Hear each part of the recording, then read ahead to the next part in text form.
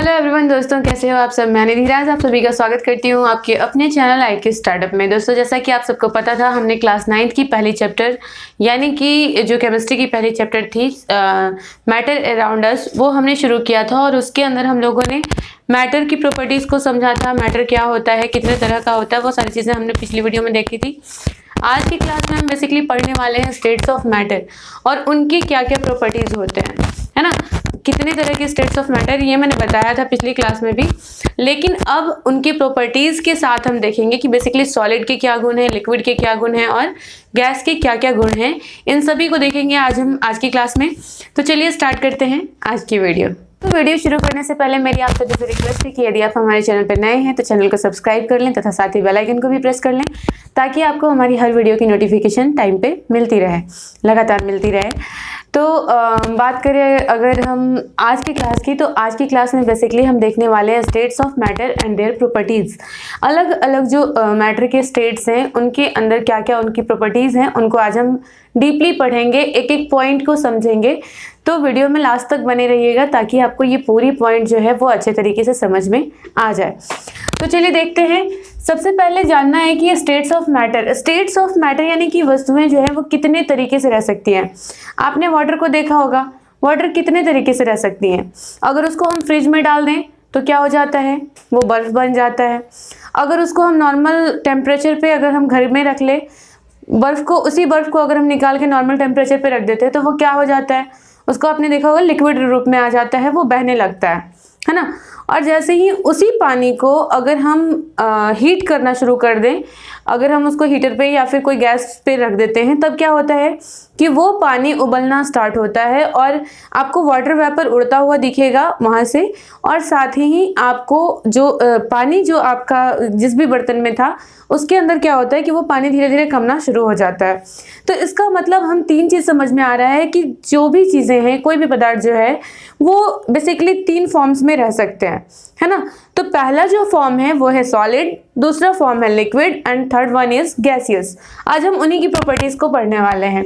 तो पहला solid, liquid, gaseous, ठीक है। और ये चीज़ों को हम देखेंगे, बहुत बेसिकली समझेंगे कि आप देख रहे होंगे यहाँ पे 3 तरह की फिगर्स बनाई हुई हैं, क्या है इसका मतलब ये भी समझेंगे। तो देखिए, बात करें हम पहले सॉलिड की। सॉलिड क्या होता है, आप कोई भी चीज़ जब छूते हो तो छूने में अगर वो कड़ा फील हो रहा है, आपको हार्ड फील हो रहा है, दैट मीन्स वो सॉलिड है। और जब सॉलिड फील हो रहा है तो क्या कारण है भाई कि कड़ा फील हो रहा है, पानी कड़ा क्यों नहीं फील होता, तो अभी हम उसको समझेंगे। अगर हम किसी भी जो आपका मैटर है उसके एक छोटा टुकड़ा लेके देखें, मैंने पिछले क्लास में आपको बताया था कि दुनिया की हर चीज़, जितनी भी चीज़ बनी हुई है, उन सभी में एक छोटे छोटे पार्टिकल से मिलके बनी हुई है। ऐसा नहीं कि सोने का हार मैंने बनाया तो वो सोने का हार बनाया कहीं से आया है, नहीं ना। बहुत सारे सोने को पिघलाया गया, फिर उसको एक सांचे में ढाला गया, दैट वाइज कि फिर वो चीज़ हम देखते हैं। या फिर आप किसी भी चीज़ को ले लो, तो जैसे एक ईंट को ही मैंने उठाया, तो ईंट को अगर हम तोड़ें तो पहले वो 2 या 3 टुकड़ों में बटेगा, फिर उसके बाद अगर उन टुकड़ों को भी तोड़ें तो वो और छोटे छोटे पार्टिकल्स में बट जाएगा, फिर उनको भी तोड़ें तो वो और छोटे पार्टिकल्स में होगा। और एक समय ऐसा आएगा कि वो बालू के कण जिससे मिलके वो बना है, वो बालू के कण जो है वो अलग अलग हो जाएंगे। तो बेसिकली हमें समझ में क्या आया कि जब हम एक किसी ईंट के टुकड़े को तोड़ते हैं तो ये टूट के क्या होगा कि छोटे छोटे पार्टिकल्स में बढ़ जाएगा, है ना। इन्हीं पार्टिकल्स को हम यहाँ पे देख रहे हैं कि किस में किस तरह के पार्टिकल्स पाए जाते हैं, ठीक है। सॉलिड जब आप उठाते हो तब क्या होता है कि इसके जो पार्टिकल्स होते हैं, वो छोटे छोटे कण जिससे मिलके वो वस्तु बनी हुई है, उसमें क्या होता है कि वो बहुत इम्पैक्ट होते हैं, एक दूसरे से बहुत ज़्यादा अटैच्ड होते हैं, इतने नज़दीक होते हैं कि इनके बीच का जो इंटरसेलुलर स्पेस है, इंटरसेलुलर स्पेस नहीं कहेंगे यहाँ पे, इंटरमॉलिक्यूलर स्पेस हो जाएगा। इंटरसेलुलर स्पेस होता है बायोलॉजी के अंदर, ठीक है। चूंकि हम यहाँ पे मॉलिक्यूल्स पढ़ रहे हैं तो यहाँ पे वो टर्म किस रूप में आ जाएगा, इंटरमॉलिक्यूलर स्पेस। अब ये इंटरमॉलिक्यूलर स्पेस क्या होता है, 2 मॉलिक्यूल, मान लीजिए कि ये दोनों मॉलिक्यूल हैं अलग अलग, ठीक है। अब इन दोनों मॉलिक्यूल के बीच में कोई जगह है, आपको दिख रहा होगा, हर तरफ कुछ ना कुछ तो जगह है ना, दिख रहा है। 2 मॉलिक्यूल्स के बीच में कुछ ना कुछ स्पेस है, चाहे आप यहां ले लीजिए, यहां ले लीजिए या यहां पे ले लीजिए। तो दो मॉलिक्यूल्स के बीच के स्पेस को हम कहते हैं इंटरमॉलिक्यूलर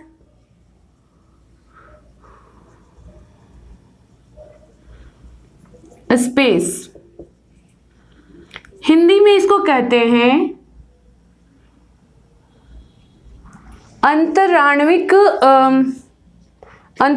स्थान, है ना। आणविक का मतलब दो अणुओं के बीच का स्थान, तो ये कहलाया इंटरमॉलिक्यूलर स्पेस। अब क्या होता है कि मैंने पिछली क्लास में आपको बताया था कि हर मॉलिक्यूल के पास हर एक मॉलिक्यूल जो है वो सामान्य स्थिति में नहीं होता। जैसा कि यहाँ पे है तो यहीं पे ये हमेशा एकदम अस्थिर होके बैठ गया, पहाड़ जैसा एक जगह स्थिर हो गया, ऐसा नहीं होता। ये क्या होता है कि ये मूवेबल होता है, कभी ये खींच के इसके पास जाता है, कभी ये खींच के इसके पास जाता है। तो इनके अंदर एक काइनेटिक एनर्जी काम कर रही होती है, गतिज ऊर्जा काम कर रही होती है, काइनेटिक एनर्जी काम कर रही होती है। काइनेटिक एनर्जी क्या है हिंदी? गतिज ऊर्जा। लिख देती हूं, गतिज ऊर्जा, ठीक है। तो इनके ये सभी के अंदर जितने भी मॉलिक्यूल्स आपको दिख रहे हैं, इन सभी के अंदर ये काइनेटिक एनर्जी ऑलवेज प्रेजेंट होती है।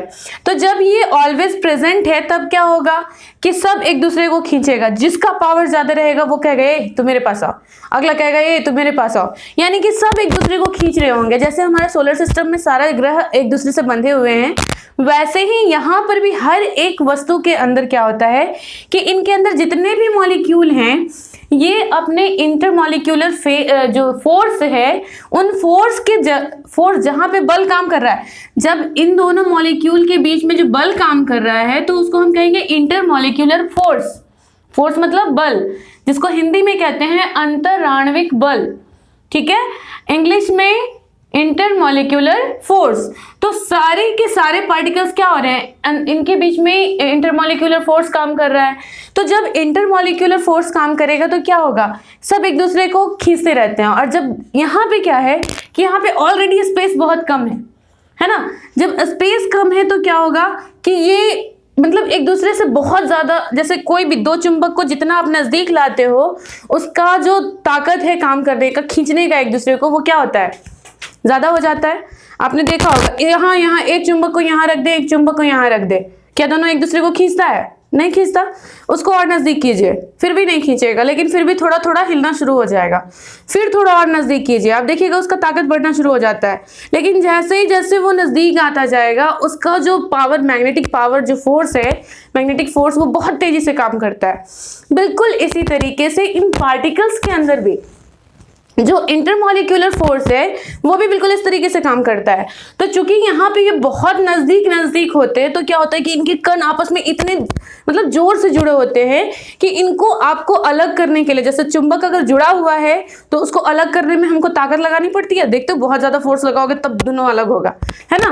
बिल्कुल उसी तरीके से इस वस्तु को, चूंकि ये बहुत नजदीक इसके कण है, तो इसको जब हम तोड़ेंगे, ईंट को तोड़ने में हमको ज्यादा समय लगता है, जबकि पानी को दो भाग में बांटने में हमको ज्यादा टाइम नहीं लगता, उसमें ज्यादा फोर्स की जरूरत नहीं पड़ती। क्यों भाई? इसी कारण से, क्योंकि इसके अंदर जो मॉलिक्यूल्स हैं वो एक दूसरे से हाईली इम्पैक्ट हैं, बहुत घनिष्ठता से इम्पैक्ट हैं। और उसके कारण क्या होगा कि मतलब हर एक के अंदर शक्ति है, एनर्जी है, काइनेटिक एनर्जी काम कर रही है। और उस काइनेटिक एनर्जी को जब आप तोड़ते हो, अलग करते हो, तब क्या होगा कि आपको एक्स्ट्रा फोर्स लगाने का जो जरूरत है वो पड़ेगा। अब बताइए, ये जो फिनोमेनन आपको समझ में आ गया तो कोई भी सॉलिड रिजिड होगा यानी कि मजबूत होगा, ये समझ में आ रहा है। नॉर्मल सी बात है कि जब इसका इंटरमॉलिक्यूलर फोर्स जो है वो ज्यादा होगा तो वो ऑटोमेटिकली वो रिजिड होगा, क्या होगा, मजबूत होगा, बहुत कड़ा होगा, है ना। दूसरा बात, इनकम्प्रेसिबल। इनकम्प्रेसिबल का मतलब होता है कि उसको हम दबा नहीं सकते। अब ईंट ले लिए, उसको दबा के हम छोटा कर लेंगे, नहीं। ईंट हम पैक कर रहे हैं तो उसको थोड़ा सा और दबा देते हैं ताकि उसमें से हवा निकल जाएगा, फिर उसमें हम और ईंटा भर लेंगे। ऐसा होता है क्या? नहीं होता ना। क्यों नहीं होता? क्योंकि वो इनकम्प्रेसिबल है, उसको हम दबा नहीं सकते हैं, ठीक है। तीसरी बात, डिफिनिट शेप। अब भाई रिजिड है, इनकम्प्रेसिबल है, उसको हम दबा ही नहीं सकते हैं, तो क्या होगा, उसका शेप जो है, आकार जो होगा, निश्चित होगा, है ना। निश्चित आकार के होते हैं। ठीक है, अब बात आई वॉल्यूम की। तो वॉल्यूम यानी कि आयतन, ऐसा नहीं है कि उसका आयतन चेंज हो जाएगा। उसका अब 1 किलोग्राम का एक ईंटा है, अब उसको हम उठा के कहीं और रख दिए तो वो 2 किलो का हो जाएगा या फिर कम हो जाएगा, ऐसा नहीं हो सकता। क्यों?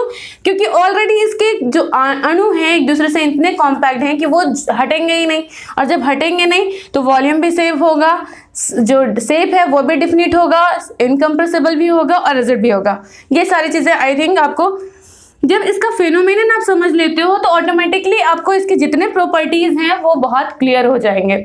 बात करें डेंसिटी की, तो डेंसिटी जो होता है किसी भी मास को अगर हम उसके वॉल्यूम से डिवाइड करें तो हमें उसकी डेंसिटी प्राप्त होती है किसी भी पदार्थ की। तो नॉर्मल सी बात है कि इसका मास भी डिफिनिट है और वॉल्यूम भी डिफिनिट है, लेकिन आगे जब हम पढ़ेंगे तो इसमें कुछ वेरिएबल चीजें आएंगी तो वो हम देखेंगे। तो चलिए अब हम पढ़ते हैं लिक्विड के बारे में। अब बात करें अगर लिक्विड्स की, तो बिल्कुल फेनोमेनन बिल्कुल सेम है, जैसा मैंने यहाँ पे समझाया वही चीज यहाँ पे भी है। यहाँ पे भी क्या होता है कि बहुत सारे अणुओं से मिलके बना हुआ। पानी को अगर हम पूछे कि एक गिलास पानी में बताओ कितने पानी है, तो ये बताना पॉसिबल नहीं है। यानी कि उसके एक पार्टिकल, एक बूंद के भी अंदर पानी ही है, एक ग्लास के अंदर भी पानी है, बाल्टी के अंदर भी पानी ही है। तो इसका मतलब है कि जिस तरीके से इसको तोड़ के उसको बुरादा बनाने के लिए हमको बहुत ज़्यादा एक हैमर की ज़रूरत पड़ी, कुछ ज़्यादा फोर्स लगाने की ज़रूरत पड़ी, लेकिन अगर हमको एक बूंद निकालना हो किसी ग्लास में से तो हमको उसके लिए ज़्यादा मेहनत नहीं करना पड़ेगा, है ना। डायरेक्टली एक उंगली दबाओ, उसमें से टपक जाएगा एक बूंद, है कि नहीं। तो कहने का मतलब है कि इसके जो अणु होते हैं वो इसके मुकाबले काफ़ी दूर होंगे। जब दोनों के बीच में दूरी होगी, जैसे यहाँ पे देख रहे थे बहुत कम इंटरमॉलिक्यूलर स्पेस था, लेकिन यहाँ पे जो इंटरमॉलिक्यूलर स्पेस है इसके मुकाबले इसमें ज़्यादा है। समझ में आया? एक ईंट के अंदर, एक स्टोन के अंदर हम बोले चीनी घोल के दिखा या किसी अदर चीज़ को घोल के दिखा, पॉसिबल है? नहीं। लेकिन अगर हम कहें पानी के अंदर चीनी घोल दो, बड़ी आसानी से घुल जाते हैं। क्यों घुलते हैं? क्योंकि इनके बीच में जो इंटरमॉलिक्यूलर स्पेस है ये यहाँ पे खाली होता है, और जब खाली होता है चीनी इसमें आप डालते हो तो ये जो खाली जगह है उसमें चीनी जाके भर जाता है। और आप देखते हो ऐसा होता है क्या कि आप ग्लास में अगर पानी डाले हो, उसमें चीनी डाले हो, उसको घोल दिए, तो क्या पानी का लेवल बढ़ जाता है? नहीं बढ़ता, और उसी में चीनी घुल भी जाती है। क्यों? क्योंकि उनके मॉलिक्यूल के बीच में जगह खाली है।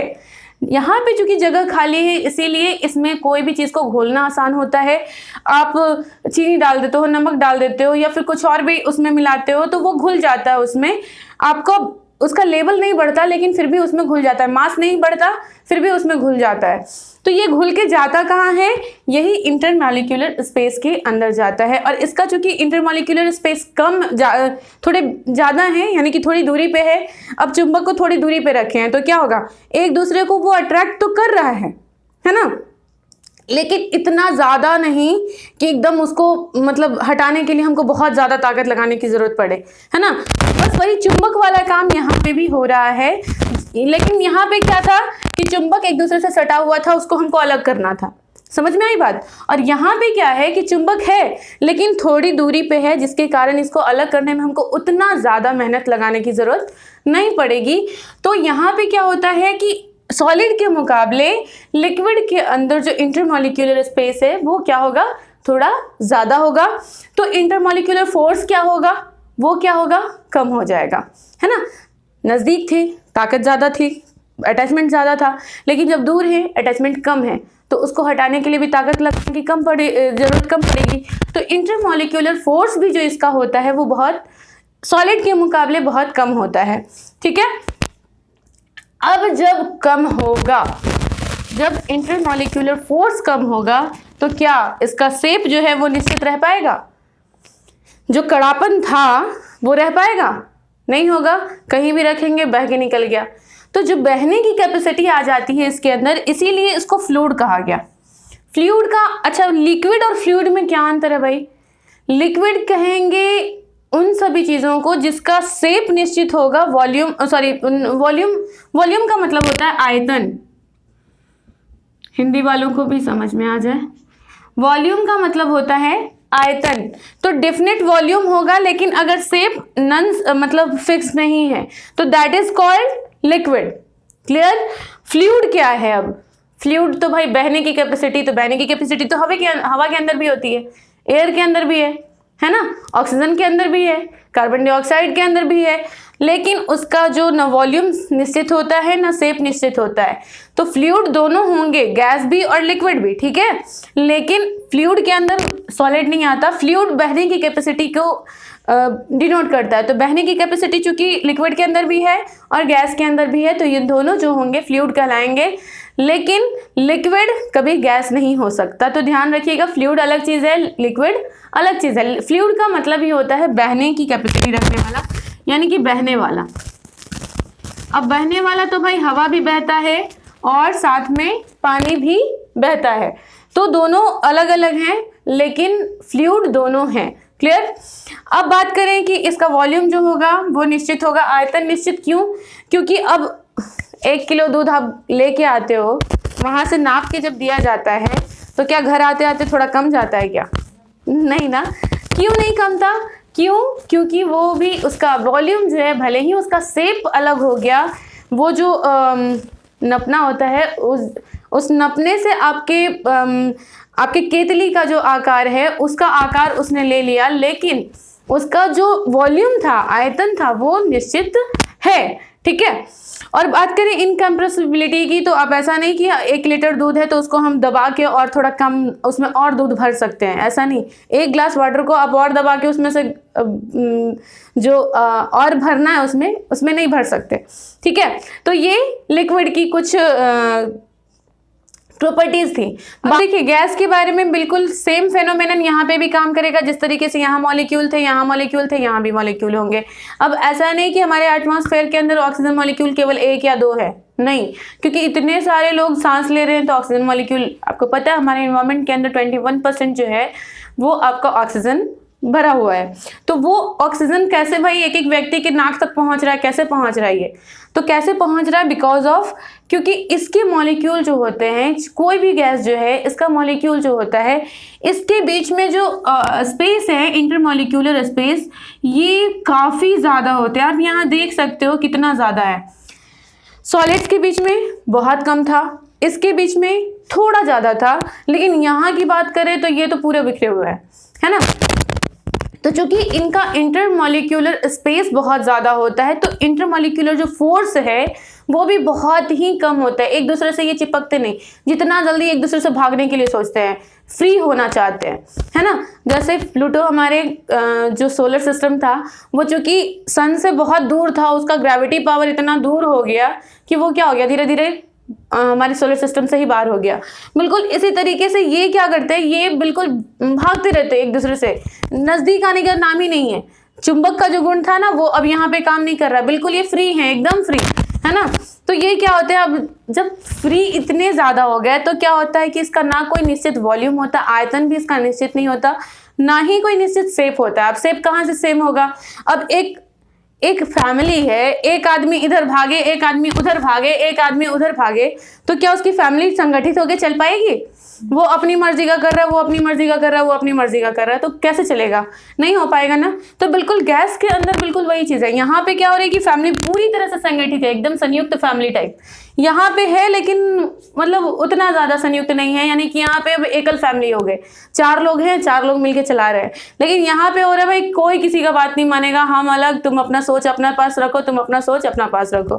तो वही बात है कि यहाँ पर क्या हो रहा है कि एक दूसरे का जो मतलब इंटेंशन था, एक दूसरे के जो अणुओं के बीच में जो आकर्षण था, वो बिल्कुल लो हो जाता है। तो ये पूरे ब्रह्मांड में मतलब जहाँ तक फैल सकते हैं ये फैल जाते हैं। ठीक है? इनका ना कोई डेफिनेट आयतन होता है, ना कोई डेफिनेट शेप होता है। फ्लूइड तो होंगे ही, क्योंकि बहने की कैपेसिटी इसमें तो और ज़्यादा है ना। ये तो बहुत जुड़ के बह रहा था। पानी है जो एक दूसरे को अलग नहीं करता, वो जुड़ के बहता है। लेकिन गैस कहीं भी घुस जाता है ना। इसको कहीं भी घुसने से कोई नहीं रोक सकता, ये कहीं भी भाग सकता है। तो ये इसका फ्लूइड, बहने की कैपेसिटी इसके अंदर भी है, तो ये फ्लूइड होगा। डिफ्यूजन रेट की बात है। अब डिफ्यूजन क्या होता है ये मैं बता दूं। डिफ्यूजन यानी कि टूटना। डिफ्यूजन का मीन्स टूटना या घुलना, है ना। तो आप देखेंगे सॉलिड में जगह ही नहीं है, तो इसमें घुलेगा कैसे? घुलने के तो सवाल ही नहीं है। इसके अंदर थोड़ा सा जगह था तो इसमें घुलने की कैपेसिटी ज़्यादा थी, लेकिन भाई यहाँ तो जगह जगह है, केवल जगह है, जहाँ घुस सकते हो, जहाँ रह सकते हो, आराम से रहो, कोई दिक्कत नहीं। तो यहाँ पे क्या हो रहा है कि डिफ्यूज़न रेट जो होता है काफ़ी ज़्यादा हाई होता है, और डिफ्यूज़न रेट हाई होने के कारण ही आप घर में एक जगह अगरबत्ती जलाते हो पूजा रूम के अंदर, घर में पूरा का पूरा घर जो होता है सुगंधित हो जाता है। इसका रीज़न क्या है? क्योंकि डिफ्यूज़न रेट सबसे ज़्यादा किस में होगा? गैस में होगा, क्योंकि यहाँ पे बहुत ज़्यादा खाली जगह होते हैं तो कहीं भी ये आराम से रह सकते हैं। तो आप देखते हैं किसी अब ऐसा नहीं है ये डिफ्यूज़न रेट इसके अंदर बहुत कम होगा, ना के बराबर होगा, नहीं होगा। क्लियर? सॉलिड्स के अंदर डिफ्यूज़न नहीं होता है, लिक्विड्स के अंदर डिफ्यूज़न हो सकता है, कम होगा। जैसे आपको रूह अफ़ज़ा जो मिलाते हो पानी के अंदर, जो शरबत बनाने से टाइम रूह अफ़ज़ा मिलाते हो, तो ऐसा थोड़ी है कि पानी का एक ऊपर वाला जो लेयर है उसमें रूह अफ़ज़ा का गंध आता है, नीचे नहीं आता है, ऐसा नहीं होता, उसमें भी मिल जाता है। क्योंकि ये फ्लूइड है तो इनके अंदर भी डिफ्यूज़न रेट अच्छा खासा होता है। लेकिन बात करें अगर गैस की, तो गैस में डिफ्यूज़न रेट जो होता है वो काफ़ी ज़्यादा होता है। अब देखिए एक चीज़ यहाँ पे डेंसिटी की बात मैंने की है, तो डेंसिटी जो है वो क्या है भाई? घनत्व। हिंदी में इसको डेंसिटी को बोलते हैं घनत्व, ठीक है। और ये डेंसिटी बराबर होता है किसी भी मास को, कोई भी मास जो हम लेते हैं उसको अगर उसके वॉल्यूम से अगर हम डिवाइड करते हैं, दैट इज कॉल्ड डेंसिटी। तो डेंसिटी जो, चूंकि इसके अंदर मास भी परफेक्ट है, वॉल्यूम भी परफेक्ट है, निश्चित है ना, तब क्या होगा कि इसका जो डेंसिटी होगा वो लिक्विड और गैस से ज़्यादा होगा। क्यों होगा भाई? क्योंकि इसके अंदर जो इसका वॉल्यूम है वो तो निश्चित है, लेकिन शेप निश्चित नहीं है। दैट इज, अब इसका शेप निश्चित नहीं है तो मास भी निश्चित नहीं होगा। मास निश्चित नहीं होगा तो यहाँ पे डेंसिटी रेट जो है वो क्या होगा? घट जाएगा। और यहाँ पर तो भाई कुछ है ही नहीं है, कुछ नहीं है, तो यहाँ पे और भी ज़्यादा इसका डेंसिटी रेट जो होगा कम होगा, ठीक है। तो यहाँ पे मैंने डेंसिटी रेट को यहाँ पे दिखाया है। साथ में अगर बात करें रिजिडिटी की, तो ये क्या है? ये इसका ज़्यादा होगा, इसका कम होगा, और ये बिल्कुल होता ही नहीं है, ठीक है। रिजल्ट ये भी नहीं होते। बातें I think all over complete हो चुकी हैं, कुछ और छूटा हो तो कोई बात नहीं, फिर कभी बता देंगे। लेकिन आई थिंक कि आपको इनकी प्रॉपर्टीज़ काफ़ी अच्छे से समझ में आ गई होगी। सॉलिड्स क्या है, लिक्विड्स क्या है और गैस क्या है, तो इनके बीच में आपको डिफरेंसेस भी काफ़ी अच्छे से समझ में आ गया होगा। अब थोड़े एग्जांपल्स की बात कर लें, तो सॉलिड्स के अंदर स्पंज एक सॉलिड है, लेकिन कहोगे कि भाई वो तो कंप्रेसिबल है, दबाया जा सकता है उसको। तो उसके अंदर क्या होता है कि छोटे छोटे पोर्स होते हैं, जिसके कारण क्या होता है कि वो हवा जो है भरा हुआ वो निकल जाता है, तो अब हम उसको दबा लेते हैं। लेकिन बेसिकली उसके जो अपने मॉलिक्यूल हैं वो हमेशा सॉलिड के गुण को रखते हैं, ठीक है। और बात करें रबड़ की, रबड़ भी एक सॉलिड है, लेकिन उसको खींचा जा सकता है, शेप उसका बदल रहा है। तो उसमें क्या हो रहा है कि देखिए इन तीनों को, बात करें अगर सॉलिड, लिक्विड, गैस की, तो यहाँ पे मैं आप लोगों की एक बात बता दूं कि इनके स्टेट्स को हम चेंज कर सकते हैं, है ना। जैसे मैंने अभी शुरू में सबसे पहले आपको बताया था कि पानी जो है उसको हम ठोस रूप में भी बदल सकते हैं, यानी बर्फ भी बना सकते हैं, और उसको हम वेपर लाइक स्ट्रक्चर में भी, मतलब उसका हम भाप भी बना सकते हैं। तो ये कब होगा? जब हम या तो टेम्परेचर चेंज करेंगे, देखिए उसके अंदर बहुत सारे कारक काम करते हैं, तो टेम्परेचर अगर हम चेंज करते हैं तब क्या होगा कि इसके अंदर परिवर्तन हो सकता है। एक्स्ट्रा फोर्स अगर एक्स्ट्रा फोर्स लगाया जाए तब भी क्या होंगे, ये टूट के जो हो सकते हैं, ये क्या हो सकते हैं कि ये यहाँ से यहाँ बदल जाए, वहाँ से वहाँ बदल जाए। या फिर टेम्परेचर, मैक्सिमम टेम्परेचर काम करता है, और साथ में प्रेशर भी काम करता है। किस लिए? इसको मतलब इसके जो स्टेट्स हैं उनको चेंज करने के लिए। आपने देखा होगा लिक्विड एलपीजी की बात करें अगर हम, लिक्विड पेट्रोलियम गैस जो होता है एलपीजी जब आप टंकी के अंदर हिलाओगे तो उसमें लगेगा कि जैसे पानी भरा हुआ है, लेकिन बेसिकली हम उसको क्या बोलते हैं? लिक्विड पेट्रोलियम गैस बोलते हैं। क्यों बोलते हैं गैस? क्योंकि जब उसको बहुत तेजी प्रेशर से जब उसको बंद किया जाता है तब क्या होता है, वो लिक्विड फॉर्म में चेंज हो जाता है। समझ में आया? जब बहुत ज़्यादा प्रेशर देके और उसको किसी टंकी के अंदर जब हम भरते हैं इस गैस को, एलपीजी क्या है? गैस है, लेकिन जब हम इसको भरते हैं तो क्या होता है कि ये प्रेशर में आने के कारण क्या होता है कि ये सॉरी एलपीजी जो है ये गैसियस का उदाहरण है। तो ये जब प्रेशर डालें हम तो क्या हो जाता है, वो लिक्विड फॉर्म में चेंज हो जाता है। समझ में आया? तो इसी तरीके से बहुत सारे ऐसे नौसादर हैं वो गैसियस फॉर्म से डायरेक्ट इसमें आता है, तो वो हम अलग क्लास में आगे की क्लासेस में पढ़ाएंगे कुछ फेनोमेनन है उन फेनोमेनन्स को। लेकिन बेसिकली अभी इसमें ये बताना है कि टेम्परेचर के द्वारा एक्स्ट्रा फोर्स लगा के या फिर प्रेशर दे के हम सॉलिड, लिक्विड या गैस को तीनों में से अलग अलग स्टेट्स में चेंज कर सकते हैं। जैसे अगर जो वाटर है, वाटर को अगर हम हीट दे दें तब क्या हो जाएगा, वाटर वेपर बन जाएगा, है ना, यानी कि जलवाष्प बन जाएगा। ठीक है। और उसी वाटर को अगर हम फ्रीजर कर देते हैं, फ्रीजिंग कर देते हैं, फ्रीज में डाल देते हैं तो वो क्या बन जाएगा, आइस बन जाएगा। तो इस तरीके से ये तीनों चीज़ें करके हम चेंज कर सकते हैं इनके स्टेट्स को।